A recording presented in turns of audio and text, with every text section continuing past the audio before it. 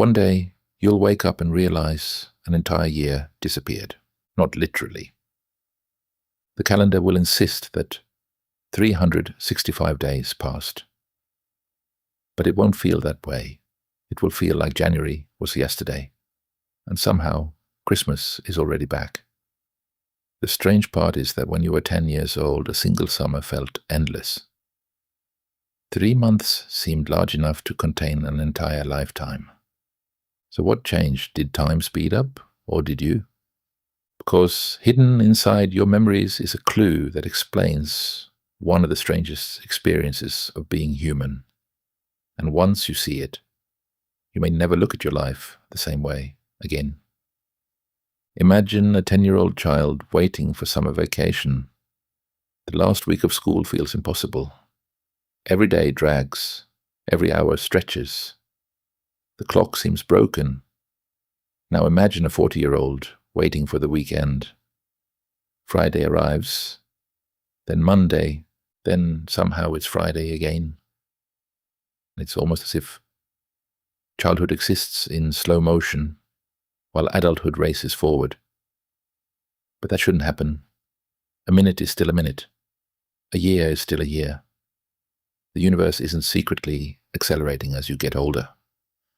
So why does it feel that way? For centuries, people thought they knew the answer. They assumed older people simply had worse memories. But then researchers noticed something strange. Even adults with excellent memories reported the exact same feeling.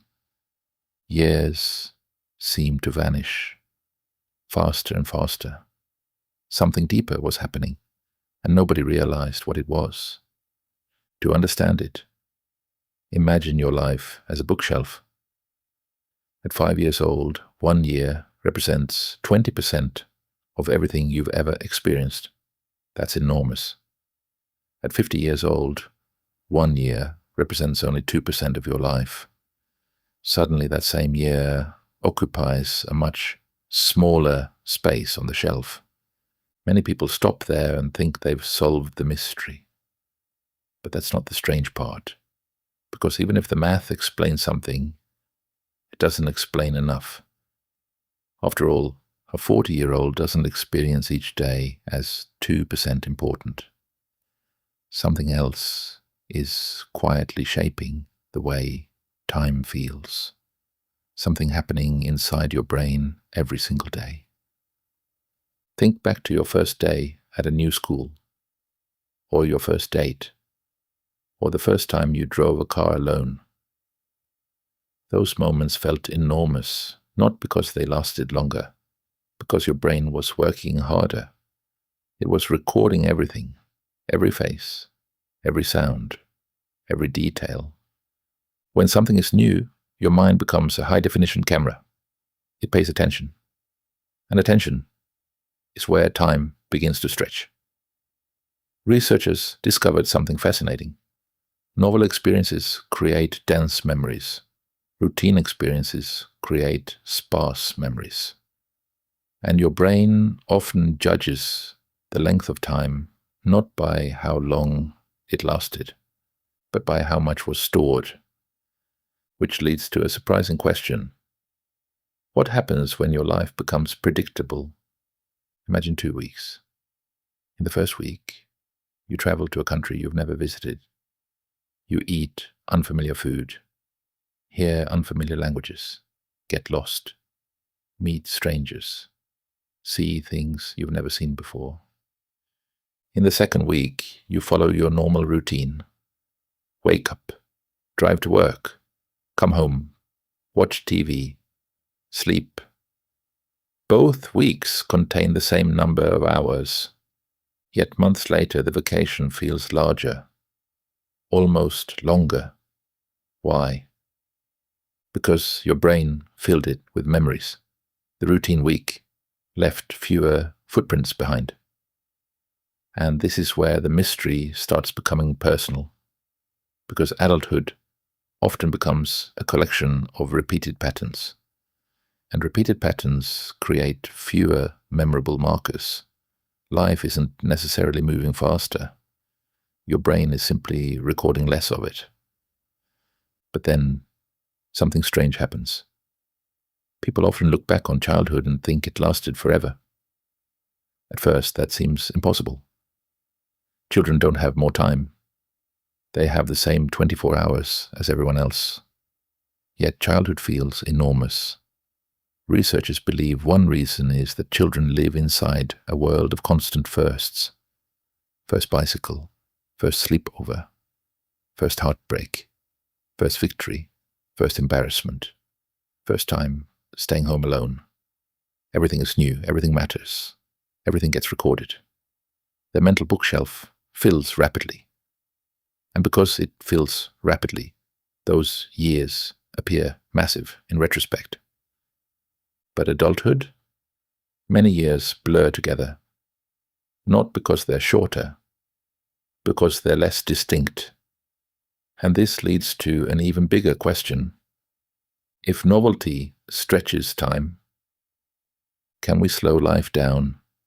Before we answer that, consider a man known as the memory champion. He spent years training his mind to notice extraordinary amounts of detail, and something unexpected happened. Many memory experts report that periods of intense awareness feel subjectively longer. The more attention you give the world, the richer time becomes. At first, this sounds almost magical. But think about it. Have you ever driven somewhere and realized you remember almost none of the trip? Your brain was on autopilot. The journey existed, but barely left a trace. Now compare that to walking through a city you've never visited. You notice buildings, conversations, colors, smells.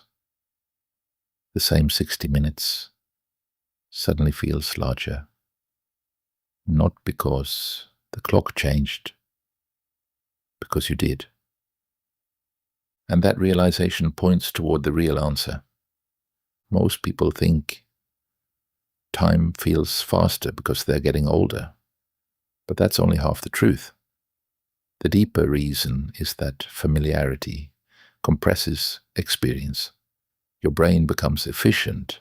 It stops spending energy analyzing what it already understands. The world becomes easier to process. And easier things require less attention. Less attention creates fewer memories. Fewer memories create the illusion of shorter time. That is the hidden mechanism. Not aging itself. Familiarity. The more familiar life becomes, the more compressed it feels. And once researchers began looking at the problem this way, an astonishing pattern appeared. The people who consistently felt life moving slowest weren't necessarily young.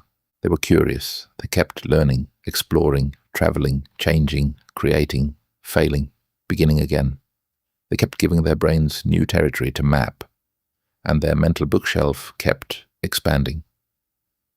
Which means the real mystery was never about time. It was about attention. Time isn't something you simply pass through. In a strange way, attention is the substance from which your experience of time is built. The moments you notice become larger. The moments you ignore disappear. Think about how frightening that idea is. Entire years can vanish, not because they were short, but because they were unattended. Because you were physically present while mentally elsewhere, checking boxes, following routines, waiting for the next thing, waiting for Friday, waiting for vacation, waiting for retirement, waiting, waiting, waiting. Until one day you look back and wonder where everything went. But there is a hopeful twist. The solution isn't necessarily to quit your job, move across the world, or become an adventurer. Sometimes the smallest changes create the biggest expansion. Taking a different route home, learning a language, trying a hobby, meeting someone new. Reading a book outside your normal interests, paying attention to a sunset you've seen 1,000 times. Because novelty doesn't always come from changing your life. Sometimes it comes from changing how you look at it. And maybe that's the real secret.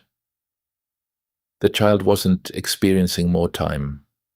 The child was experiencing more wonder. One day, you'll live your final ordinary Tuesday. You won't know it's happening. The coffee will taste normal. The sky will look ordinary. The drive will feel familiar. And then that day will quietly disappear into memory. Or maybe it won't. Maybe you'll notice something. The sound of rain. The warmth of sunlight through a window. The laugh of someone you love. And because you noticed, the moment will stay. Not all at once, but piece by piece, our lives become whatever we paid attention to. And perhaps that's why time seems to move faster as we age. Not because the years are shrinking, but because wonder is becoming rarer. The clock never accelerates. The world never speeds up. We simply stop looking closely enough to see how much of it is still there.